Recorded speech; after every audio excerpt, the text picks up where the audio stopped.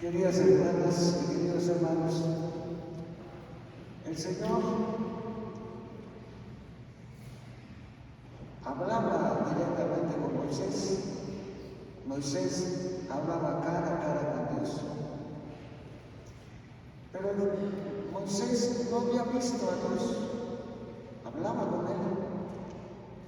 Y él le pidió que lo dejara ver. Y le dijo: nadie ha visto mi rostro, porque si llegas a ver mi rostro no puedes seguir viviendo. Pero sí te concederé que me veas, pero yo pasaré junto a ti y tú solamente verás mi espalda. Y esto es lo que sucede el día de hoy. En el antepenúltimo párrafo de la lectura de hoy, dice: Moisés invocó el nombre del Señor. El Señor pasó delante de él y exclamó, el mismo Señor: el Señor Todopoderoso es un Dios misericordioso y clemente, lento para enojarse y rico en amor y fidelidad.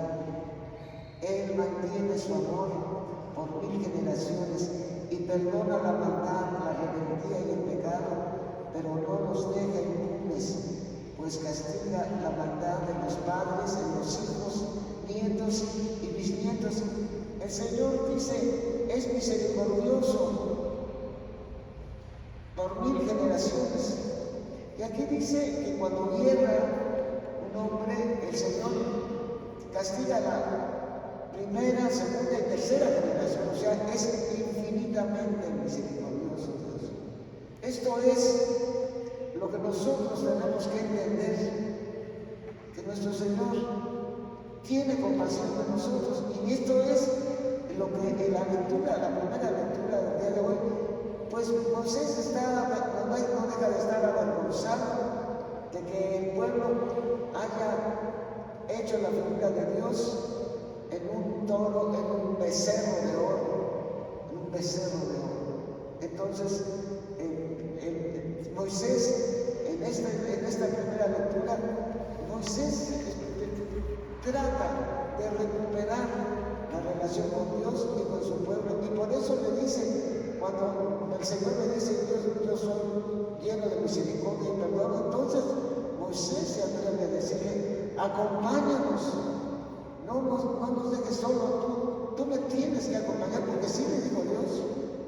Dios le advirtió lo que habían hecho allá abajo cuando estaba todavía allá y que adoraban un becerro, pues Dios lo ve todo. Y le dijo a Moisés, estaba disgustado con el pueblo. Y Moisés trata de que no los abandone. Si tú no me acompañas, ¿quién me va a guiar? Y Dios acompaña al pueblo hasta que llega a la tierra prometida. Moisés, porque desconfió en una ocasión de lo que Dios le pidió, porque el pueblo decía que debemos ser, y le dijo, toca con la vara de Aarón, toca la roca, y la roca les dará agua. Pero Moisés dudó un momento y tuvo que tocarla 2 veces, y el Señor le dijo, por haberme hecho quedar mal con el pueblo, tú no vas a entrar a la tierra de la promesa. Dios nuestro Señor, que siempre le tenía mucha confianza a Moisés, pero era exigente con él. Entonces, esto es algo que nos debe enseñar a nosotros. Tenemos que vivir en la presencia de Dios.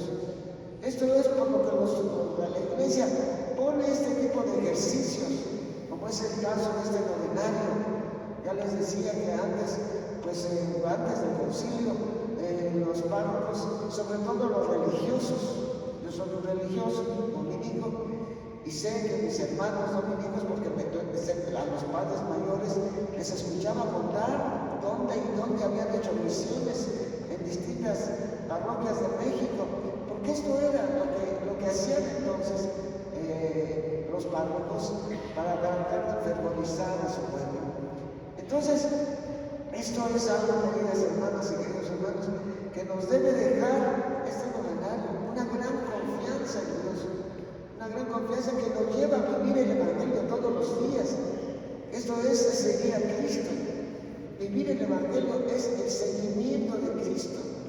El Señor es bondadoso y misericordioso. Y luego, pues también nuestro Señor nos quiere ayudar a vivir como hermanos, a ser misericordiosos, a ser cuidadosos de esta tierra. Y el día de hoy, pues nos pone la explicación de el Señor les hizo una enseñanza al pueblo con 3 parábolas. Una de estas, varias parábolas, está todo el capítulo 13 de Mateo, y es el que vamos siguiendo en este novenario.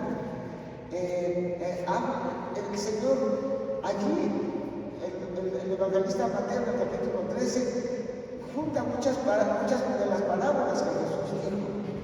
Y una de estas parábolas fue la parábola de la cizaña, que ya la escuchamos también durante este novenario. Pues ahora los discípulos le dicen al Señor: explícanos la parábola de la cizaña. Entonces, la cizaña en el campo. Entonces nuestro Señor les dice: pues el sembrador de la buena semilla es el Hijo del Hombre. Ya les decía yo en días pasados que Jesús es el Hijo de Dios eterno, pero que se encarna, se hace hombre en el seno de María por obra del Espíritu Santo. Él sigue siendo Hijo de Dios, pero cuando está entre sus discípulos, cuando está entre la gente aquí en la tierra, él le gustaba llamarse a sí mismo Hijo de Hombre. Entonces dice: el sembrador de la buena semilla es el Hijo del Hombre. El lugar en que siembra, el campo en que siembra es el mundo. ¿Sí? Él dice: la buena semilla, los que están dando buenos frutos, son los discípulos del reino. ¿Sí? Y después dice: la cizaña son los partidarios del demonio. Esa es la cizaña. La cizaña, los que forman la cizaña aquí en el mundo, son los partidarios del demonio. Dice: el que siembra la cizaña es el demonio. Y la cosecha de la cizaña es el fin del mundo. Así como al final, como ya lo había dicho en la parábola del Señor, en su parábola dice que hay mala en la semilla que sembraste, iba el trigo, iba la cizaña.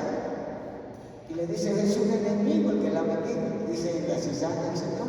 Entonces aquí, cuando les está explicando a sus apóstoles, dice: la cosecha, porque les digo: ¿quieres que quitemos la cizaña? No, porque se parece al trigo. La cizaña, a diferencia del trigo, que la cizaña no tiene espiga, pero la planta, cuando está pequeña y cuando todavía el trigo no sale la espiga que lleva el trigo en la planta del trigo. Entonces, sí se parece todo a la cizaña. Por eso el Señor les dice, en la parábola dice, el Señor les dijo: no quieran cortar la cizaña ahorita, porque se van a llevar también el trigo. No distinguen, es difícil distinguir la cizaña del trigo, así es que esperen hasta la cosecha. Y el Señor dice: de la misma manera que se cosecha el trigo, también, pero antes de cosechar el trigo, quitan la cizaña. Pues así va a pasar, dice el Señor. Los ángeles vendrán y recogerán a los hijos de los partidarios del maligno, y los echarán como se echa el fuego, porque así les dice la palabra: hagan manojos y tiren al fuego. Así dice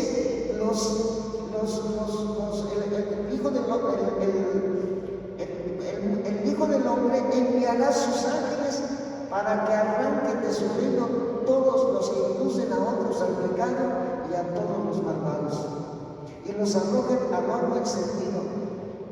Ahí allí será el llanto y el sufrimiento eterno. O sea, queridas hermanas y queridos hermanos, vale la pena que nosotros nos diferenciemos del mal, vale la pena, porque si no, no tuvo sentido nuestra vida. Si al final nuestra vida va a ser destruida, nuestra vida va a vivir en una eterna destrucción. Hay una diferencia muy grande entre el bien y el mal, pero también no hay que pensar como a veces pensamos los cristianos. Ser bueno significa no hacer males. Yo, no, a nadie daño. Hermano, también tienes que luchar contra el mal en el mundo. Esto es lo que tenemos que entender. Nosotros los cristianos estamos en el mundo, como nos lo dice de muchas maneras el Señor en sus parábolas, para hacer fermento del bien. Si nosotros somos unos cristianos inactivos, que sí vemos el mal, pero nos da lo mismo, que sí, que no somos capaces de actuar, de difundir el bien, de hablar cuando hablamos, pues decir esto que está pasando aquí está haciendo sufrir a mucha gente y no es posible.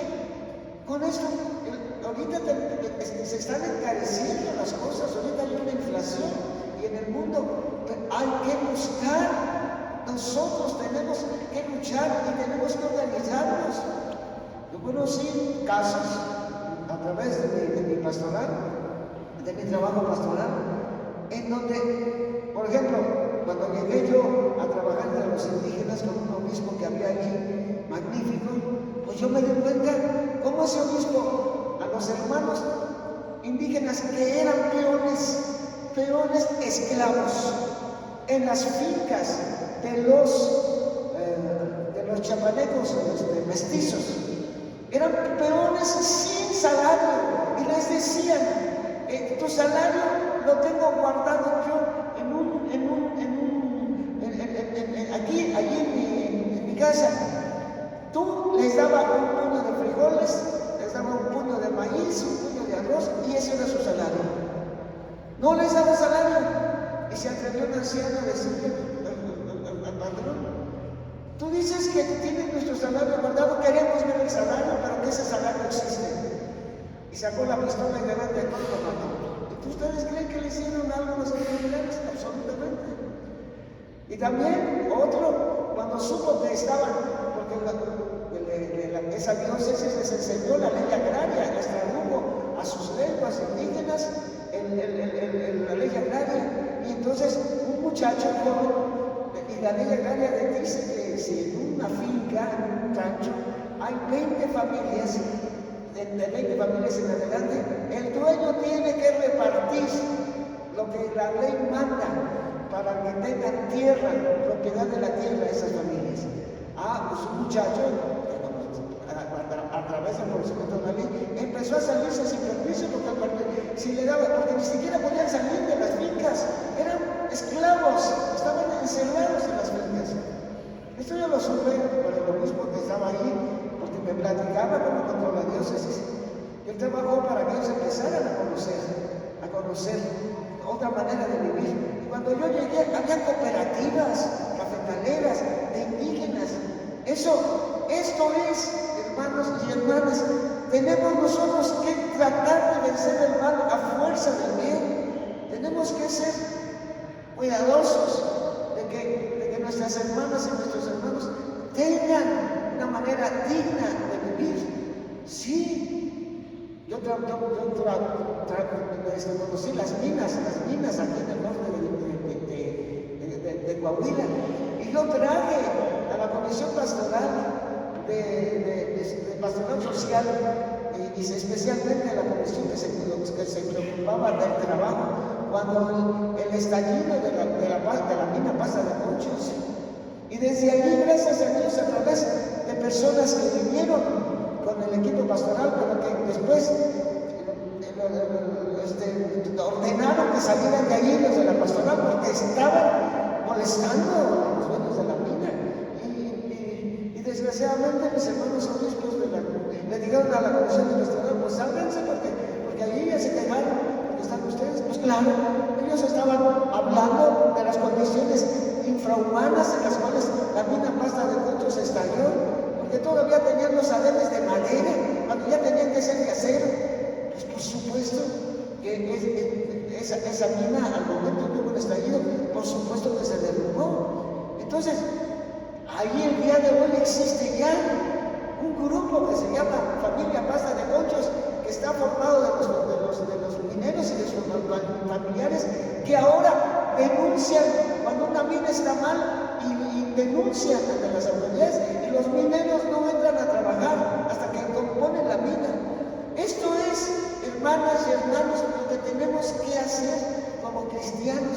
No es nada más no hacer el mal, es preocuparnos del bien de todos, ver la situación y movernos a hacer algo, crear conciencia de que tenemos que lograr que no haya desigualdad. Cuando el Papa dice, tenemos que llegar a lograr, y especialmente nos llama a nosotros, pero sus cartas sociales de los papas no solamente son para los cristianos, los católicos, son para los cristianos, católicos, no católicos, pero también para las personas de buena voluntad. Así dicen sus cartas encíclicas. La carta encíclica que sí es una carta universal que le da la vuelta al mundo. Eso es las cartas encíclicas de los papas. Pues allí los papas hablan de cómo se deben mejorar las condiciones de la sociedad. Tenemos que tener esta visión. No podemos ser cristianos. ¿Cómo vamos a llegar al cielo sin obras? ¿Cómo vamos a llegar al cielo sin obras? Fíjate cómo el Señor dice, tuve hambre. ¿Qué les va a decir a los que van a entrar al cielo? Está en el capítulo 25 de Mateo, ya lo dije en estos días. Tuve hambre, me diste de comer, tuve sed, me diste de beber. ¿Qué significa? Que hay justicia para todos y que todos con el salario pueden tener una vida digna, acceder a una casa digna, acceder a alimentación buena, acceder a educación a sus hijos. Esto es como tenemos que pensar los que tenemos la luz del Evangelio. El Señor Jesús dejó a su iglesia para el bien de esta tierra, para que el pecado del egoísmo, para el pecado de la indiferencia, el pecado del desprecio, porque muchas veces no solamente a los pobres se les ve, los pobrecitos ahí, se les ve con desprecio, se les ve que ni siquiera, mira nomás, ni siquiera se baña, mira nomás todo sucio, no se va a bañarse si no tiene ni jabón, ni tiene algo en su casa. Queridas hermanas y queridos hermanos, esto es el objetivo de este tipo, digámoslo así, de acciones de la iglesia. Es una predicación. El novenario tiene una temática.